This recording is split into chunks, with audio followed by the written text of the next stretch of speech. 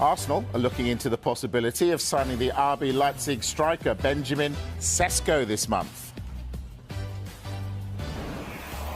Manchester United and Napoli remain apart in their valuation of Alejandro Garnacho following a second round of talks.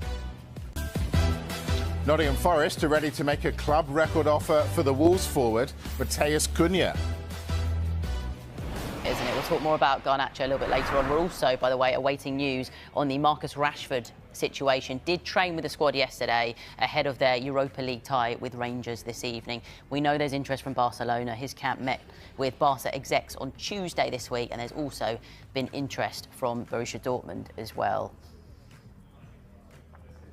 Right, what a busy start to the show. We're going to just get our breath back, basically. Kyle Walker on his way out of Manchester City. He's on his way to AC Milan right now. Omar Mamouche has been confirmed as a Manchester City player this morning. We're going to hear from the man himself very shortly, so stay with us. Coming up next as well, we'll be talking about one of the most in-demand players in the Premier League, in Matheus Cunha.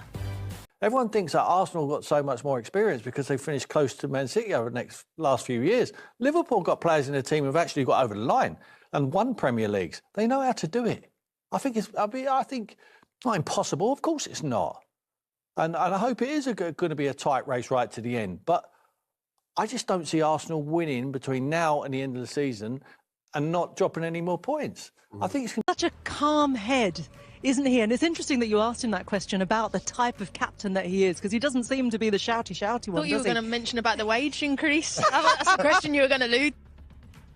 Trying my best to keep my smile in because I've seen so much of Declan's career at every stage. And now to turn around and say, I've seen your first Champions League goal tonight. Just tell me how you're feeling. Such a calm head, isn't he? And it's interesting that you asked him that question about the type of captain that he is, because he doesn't seem to be the shouty one. I thought you were going to mention about the wage increase. That's a question you were going to allude.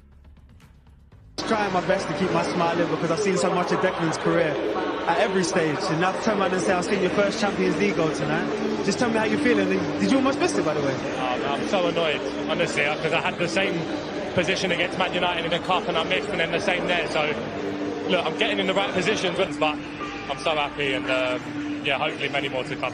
I heard all the talk about a striker, but I heard also the talk from you guys internally about sharing that collective responsibility about scoring. So there's opportunities like tonight and you getting on the goal sheet, in terms of Martin not getting on the goal scoring sheet as well.